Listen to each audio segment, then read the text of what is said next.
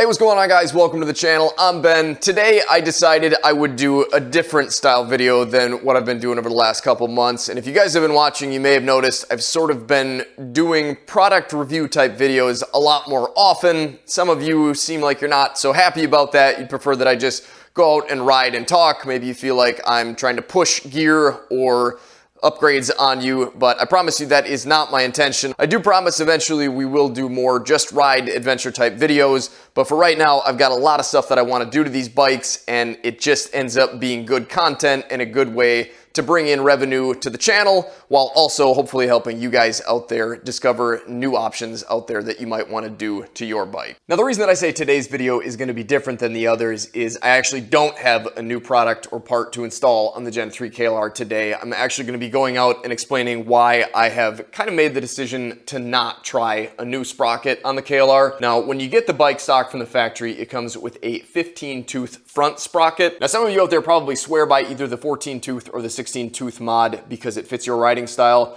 I think by the end of the video today, though, you'll see why I've decided that this setup from the factory is, I guess, definitely not the perfect setup for me, but definitely the lesser of three evils. So now if I did decide to go down to that 14-tooth sprocket, essentially what that's going to do for me is sort of shift the power that the bike already has down a little bit lower on the RPM gauge that I guess we don't have. And out on the pavement, that's really only going to give you one benefit, and that's what, well, it'll make this a lot easier. One more. Woo!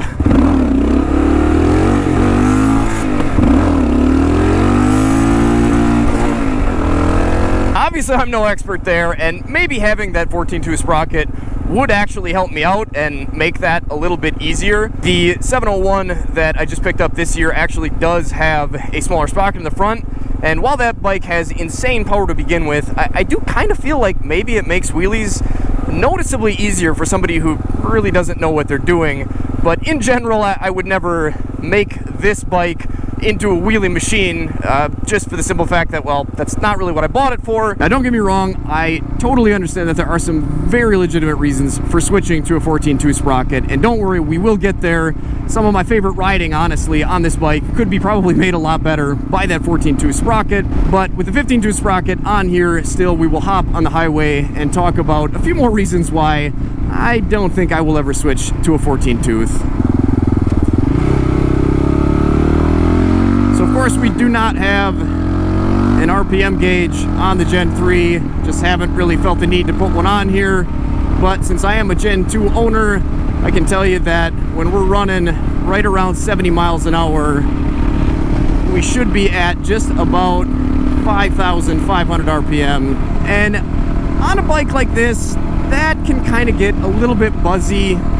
With the fat bar that I've got on here, I don't really feel too much vibration, especially through my pillowy hand grips. I definitely do feel a bit of buzzing going on my feet, which of course I don't have the stock rubberized pegs nor the stock rubberized mounts, so that's, I guess, kind of to be expected. It's not really a huge deal with the 15-tooth, but if I was to have the 14-tooth on here, I'm pretty sure this bike would be screaming, and maybe some of you guys can let us know down in the comment section, but I believe if I was to have the 14-tooth on here, we would probably jump up somewhere to like the 6,000 RPM range, give or take a few. So as somebody who personally still searches, even though I'm on my second KLR, still searches for that sixth gear, I don't think that I would be very happy with the 14-tooth. So now at this point, you might be thinking that really, because I have no supermoto ambitions and because I don't really like the RPM that this bike is at on the highway, it would make the most sense for me to switch from my 15-tooth up to a 16-tooth sprocket, right? Lower RPMs on the highway, much easier riding for the motor for long periods of time, but quite honestly, none of that really bothers me that much on the freeway. And my favorite place to ride the Gen 3, or any generation of KLR for that matter, is on the country roads like this. I don't necessarily need to be doing 70, 75 miles an hour, and if I can get away without going that fast to wherever it is that I'm going, it's just a much more enjoyable ride at this speed. You don't have all the buffeting. I mean, obviously there's still wind noise, but everything is just a lot calmer, and that's kind of kind of includes the bike, especially with the tires that I've got on here. So I'm running the D-Sport Adventures front and rear, and quite honestly, I would not recommend this front tire for this heavy of a bike.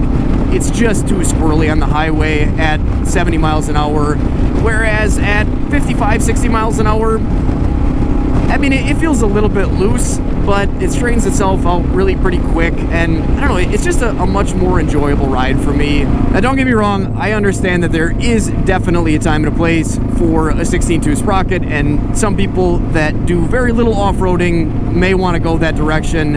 I definitely get that, but I think if I was to switch to a 16.2 Sprocket for this next portion here, I would not be happy. And that's essentially because even with the slightly smaller stock 15.2 Sprocket, I still find myself in situations where I wish I could bring the RPMs up just a little bit at crawling speed. Now, of course, you have the clutch there for a reason, to kind of slip a bit and kind of shed some power when you're rolling slow like this. You can still keep the motor going, but I mean, quite honestly, having the 14.2 Sprocket for stuff like this, I mean, it would be so much better. Now, of course, I could improve my skills and that would help me out a lot, but nevertheless, I know from a fact, from riding my TW200 with a much lower first gear, that it is really nice, and it's especially nice for somebody who is just learning or even just trying to hone their skills a bit. Of course, slipping that clutch will get you there, but even with a reduced pull weight on here, obviously, the longer you ride, the more tired your hands are going to get, and any little bit that you can reduce that fatigue load is, of course, going to make riding more enjoyable and more sustainable.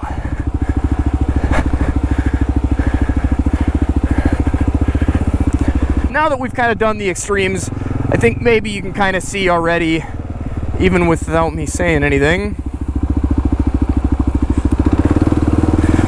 that both the 14 and the 16 tooth might help me in the extremes. But I do a lot of both. So, I mean, really the only viable option for me would be really to carry a 14 or a 16 tooth, depending on what I'm doing, and literally swap them out when I get to the trail. And I know there are people that do that and probably swear by that, and maybe that's you.